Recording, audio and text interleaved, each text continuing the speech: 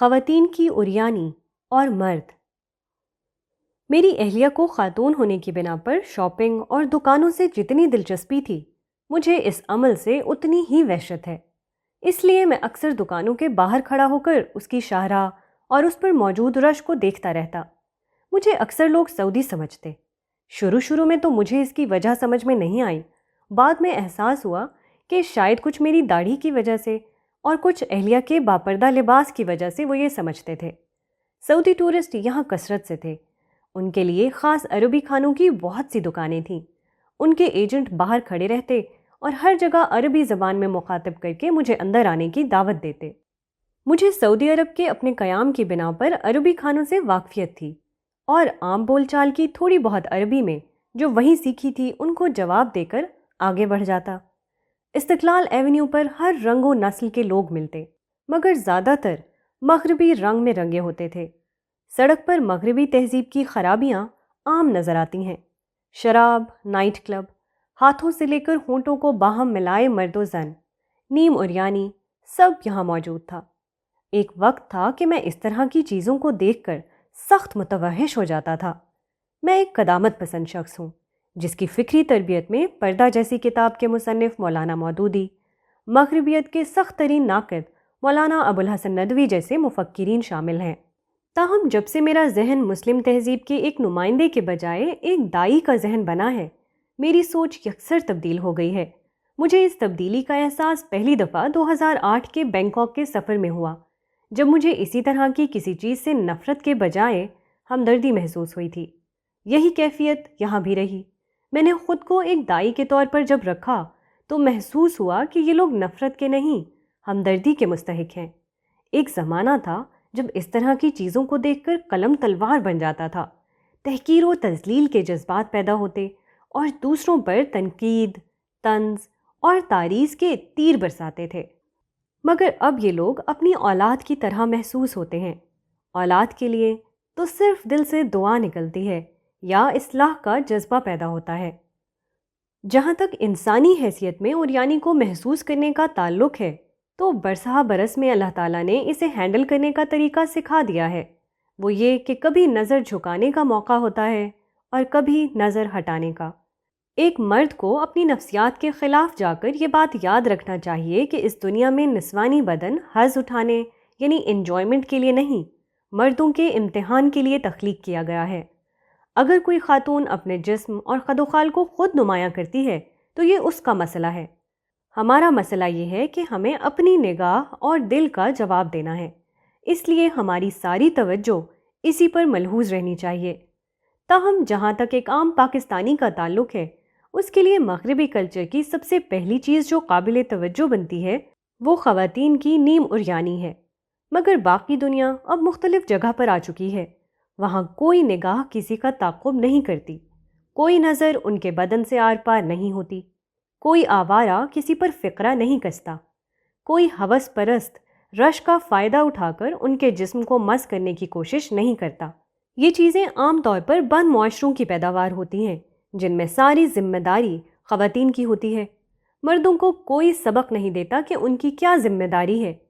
مجھے تو لگتا ہے کہ قرآن کا یہ سبق کہ مردوں کو اپنی نگاہیں نیچے کرنا چاہیے، کم از کم پبلک مقامات پر اہل مغرب نے اس طرح اپنایا ہے کہ وہ خواتین کو گھور کر نہیں دیکھتے۔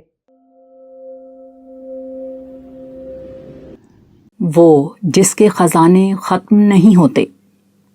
سڑک پر جگہ جگہ موسیقی بج رہی ہوتی تھی۔ کہیں کوئی مقامی فنکار اپنے فن کا مظاہرہ کر رہا ہوتا تھا۔ لوگ سکے ڈال کر اس کے فن کی داد دیتے تھے۔ کہتے ہیں کہ یہ بھیک مانگنے کا ایک مہذب طریقہ بھی ہے۔ میرے پاس جب سکے بچ جاتے میں ایسے لوگوں کو دے دیتا۔ ایک دفعہ رات کے 1 بجے کے قریب ہم استقلال ایوینیو سے گزر رہے تھے کہ ایسے ہی ایک گلوکار پر سے گزر ہوا۔ میں نے جیب کھنگالی تو معلوم ہوا کہ سکے ختم ہو چکے ہیں۔ مجھے لمحے بھر میں احساس ہوا کہ اس کائنات میں ایک ہی ہستی ہے جس کی عطا کے سکے کبھی ختم نہیں ہوتے۔ اس کے خزانوں کو کوئی زوال نہیں، نہ اس کا حوصلہ دینے کے لیے کبھی کم پڑتا ہے، نہ اس کی فیض رسانی میں کوئی کمی آتی ہے، نہ اس کی برکتیں ماند ہوتی ہیں، نہ اس کے فضل کی بہار کو کبھی خزاں کا سامنا کرنا ہوتا ہے۔ وہ مانگنے والوں کو بھی دیتا ہے، نہ مانگنے والوں کو بھی دیتا ہے، مجرموں کو بھی دیتا ہے، مشرکوں کو بھی دیتا ہے، ملحدوں کو بھی دیتا، مایوسوں کو بھی دیتا ہے، امیدواروں کو بھی دیتا ہے، طلبگاروں کو بھی دیتا ہے۔ وہ سب کو دیتا ہے، مگر وفاداروں کو نہیں دیتا۔ ان پر تو وہ اپنی رحمتیں برساتا ہے، ان پر تو وہ اپنا فضل انڈیلتا ہے، ان پر تو عطا کی بوچھاڑ کر دیتا ہے۔ ہاں، ان کے لیے اس کی عطا کا پیمانہ یہ فانی دنیا نہیں، جس کی حیثیت ایک مچھر کے پر اور ایک مردہ بکری سے زیادہ نہیں۔ کیا کسی محبوب کو مردہ بکری دی جاتی ہے؟ کسی وفادار کو گھٹیا مچھر پیش کیے جاتے ہیں؟ وفاداروں کو تو وہ آسمانی بادشاہی دیتا ہے، فردوس بری دیتا ہے، بہشت کے مراتب بلند دیتا ہے، ابدی رفتیں دیتا ہے۔ ہاں، دنیا کی ضرورت کی چیزوں سے ان کو محروم نہیں رکھتا۔ اچھی بیوی، باسہولت گھر، نیک اولاد اور سب سے بڑھ کر خدا کی وفاداری کا وہ جذبہ جو ہر تعصب پر غالب آ جائے، اگر کسی کے پاس ہے تو وہ اطمینان رکھے، اسے دنیا میں بھی سب کچھ مل چکا ہے۔ ڈولما باچے پیلس اور شام کی چائے۔ اگلے دن ہم ہوٹل سے نکلے۔ پہلے ہم نے ڈولما باچے پیلس جانے کا ارادہ کیا۔ کباتش سے اس کا 10-15 منٹ کا پیدل راستہ تھا۔ یہ اسی جگہ سے کچھ آگے واقع تھا جہاں سے فیری اسکودر اور پرنسس آئی لینڈ وغیرہ کے لیے روانہ ہوتی تھی۔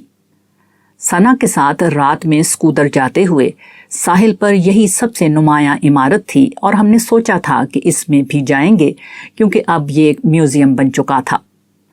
یہ پیلس سلطان عبد المجید کے حکم پر 1843 سے 1856 کے عرصے میں تقریباً 35 ٹن سونے کے برابر رقم خرچ کر کے تعمیر ہوا۔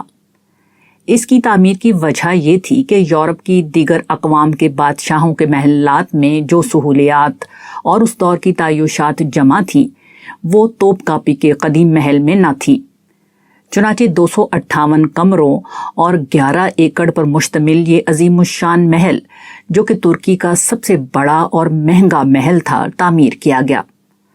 تاہم اس پر اٹھنے والے انتہائی بھاری اخراجات نے ترکی کی معیشت کو ڈاماڈول کر دیا اور آنے والے برسوں میں ترکی یورپ کا مرد بیمار قرار پایا۔ اتفاق کی بات ہے کہ ہم پیر کے دن یہاں پہنچے اور اس روز یہاں پر چھٹی تھی، اس لیے سیاحوں کا یہاں داخلہ ممکن نہ تھا۔ خیر، ہم نے اس کا ازالہ اس طرح کیا کہ محل کے برابر میں بوسفورس کے ساحل سے متصل ایک ہوٹل تھا، یہاں جا کر ہم نے دودھ والی چائے کے بارے میں دریافت کیا۔ چائے تو تھی مگر دودھ والی نہ تھی۔ اتفاق سے برابر میں ایک ترکی صاحب موجود تھے جو امریکہ میں رہتے تھے۔ انہوں نے ویٹر کو ترکی میں سمجھایا کہ ہم کیا چاہتے ہیں، جس کے بعد وہ قہوے کے ساتھ الگ سے دودھ لے کر آیا، خاص طور پر ہمارے لیے دودھ والی چائے بنا کر لایا۔ اب ہم تھے، دودھ والی چائے تھی، بوسفورس کا نیلگوں ساحل تھا، بوسفورس کے پار بر اعظم ایشیا کا کنارہ تھا اور سمندر پر چلنے والی کشتیاں اور جہاز تھے۔ ان سب نے مل کر اس سپہر کا لطف دوبالا کر دیا اور ہمیں پیلس میں نہ جانے کا افسوس نہیں ہوا۔ بس عبرت کا ایک مقام دیکھنے سے رہ گیا کہ محل رہ جاتے ہیں، بادشاہ گزر جاتے ہیں۔ دنیا میں کوئی محل کسی بادشاہ سے وفا نہیں کرتا، اسی طرح کوئی گھر بھی مالک سے وفا نہیں کرتا۔ دو میں سے کوئی ایک انجام مقدر ہوتا ہے۔ محل نہیں رہتا یا بادشاہ نہیں رہتا، مالک نہیں رہتا یا گھر نہیں رہتا، بس اللہ رہتا ہے اور اس کا نام رہتا ہے۔ گرینڈ بازار۔ محل کے برابر میں اسی زمانے کی بنی ہوئی ایک اور والدہ سلطان مسجد میں ہم نے نماز عصر ادا کی۔ یہ ایک چھوٹی مگر خوبصورت ترکی طرز تعمیر کی مسجد تھی۔ نماز کے بعد ہم اپنی اگلی منزل یعنی گرینڈ بازار کی طرف روانہ ہو گئے، جو اسپائس بازار کے اسی علاقے سے قریب تھا جہاں ہم کل گئے تھے۔ گرینڈ بازار دنیا کا سب سے قدیم اور بڑا بازار تھا جو باقاعدہ ایک مارکیٹ کی شکل میں چھت کے نیچے بنایا گیا تھا۔ اس کی تعمیر قسطنطنیہ کی فتح کے بعد 1455-56 میں شروع ہوئی۔ گویا تقریباً 7 صدیوں سے یہ بازار یہاں موجود ہے۔ یہاں 4000 دکانیں ہیں اور روزانہ لاکھوں سیاح اور خریدار یہاں سے خریداری کرتے ہیں۔ سن 2014 میں یہاں 9 کروڑ سے زائد سیاح آئے تھے۔ قارئین شاید یہ سوچ رہے ہوں کہ 7 صدیوں سے اس بازار کے قائم رہنے کی کیا وجہ ہے۔ یہ بازار دراصل اپنی تاریخ کے بیشتر حصے میں سلطنت عثمانیہ کی طاقت، عظمت اور معاشی استحکام کی علامت رہا۔ خلافت عثمانیہ اس دور کی متمدن دنیا کے عین وسط میں واقع تھی۔ یہ ان تمام علاقوں پر پھیلی ہوئی تھی جو براعظم ایشیا، افریقہ اور یورپ کے سنگم پر واقع تھے۔ دنیا کے تمام اہم بری اور بحری راستوں پر عثمانیوں کا کنٹرول تھا، چنانچہ تمام تجارتی قافلے ان کے مراکز سے ہو کر گزرتے تھے، جس کے نتیجے میں دنیا میں پائی جانے والی ہر چیز نہ صرف استنبول آتی بلکہ یہاں کے لوگ معاشی خوشحالی کی بنا پر اسے خرید بھی سکتے تھے۔ اس کی درجنوں گلیوں میں واقع ہزارہ دکانوں کو دیکھنے کا ہمارے پاس وقت نہیں تھا، تاہم ہر جگہ خریداروں اور سیاحوں کو شاندار اور سجی سجائی دکانوں میں شاپنگ کرتے دیکھا۔ جس دکان میں جو سامان موجود تھا وہ بہت خوب تھا اور بہت زیادہ تھا۔ ان میں سے سونے اور زیورات کی دکانیں سب سے زیادہ چمک دمک والی تھیں۔ ایسا لگتا تھا کہ وہ سونے سے پیلی ہو رہی ہیں۔ باقی ہر طرح کی دکانیں بھی موجود تھیں۔ بازار بہت صاف ستھرا اور نفیس تھا۔ ہر گلی میں دور دور تک دائیں بائیں سینکڑوں دکانیں تھیں۔ گلیوں کی چھتیں ہموار نہیں تھیں بلکہ نصف دائرے کی شکل میں گولائی میں بنی ہوئی تھیں، جس سے نہ صرف بہت خوبصورتی آ گئی تھی بلکہ بازار کے بند ہونے کی وجہ سے گھٹن کا جو احساس پیدا ہو سکتا تھا وہ بھی نہیں ہو رہا تھا۔ چھتوں پر خوبصورت ٹائلز اور نقش و نگار بنے ہوئے تھے۔ ہر گلی میں ہزاروں سیاحوں اور خریداروں کا رش تھا، مگر ہوا، روشنی اور صفائی غرض کسی پہلو سے کوئی منفی تاثر پیدا نہیں ہو رہا تھا۔ میرے لیے ان بازاروں میں صرف یہی کشش تھی کہ ان کو دیکھ کر آخرت کے بازار یاد آ جاتے ہیں۔ جنت کے بازاروں میں اللہ تعالیٰ نے اپنے بندوں کے لیے جو نعمتیں رکھی ہیں ان کا آج اندازہ نہیں کیا جا سکتا، لیکن انسان اپنی دکانوں کو سجانے اور چمکانے کے بعد جتنا خوبصورت اور پرکشش بنا دیتے ہیں اس سے اندازہ کیا جا سکتا ہے کہ جنت کی دکانوں کا حسن و جمال، تنوع، بوقلمونی اور ورائٹی کیسی شاندار ہوگی۔ لیکن ان بازاروں سے خریداری کا اعزاز انہی لوگوں کو ملے گا جو اس دنیا میں ایمان اور اخلاق کے تقاضے پورے کرتے رہے۔ یہ دنیا آخرت کے لیے کمانے کی جگہ ہے۔ جس نے ایمان و اخلاق کے تقاضے پورے کر کے یہاں نیکیاں کما لیں، کل قیامت کے دن یہ نیکیاں جنت کی کرنسی اور کریڈٹ کارڈ میں بدل جائیں گی۔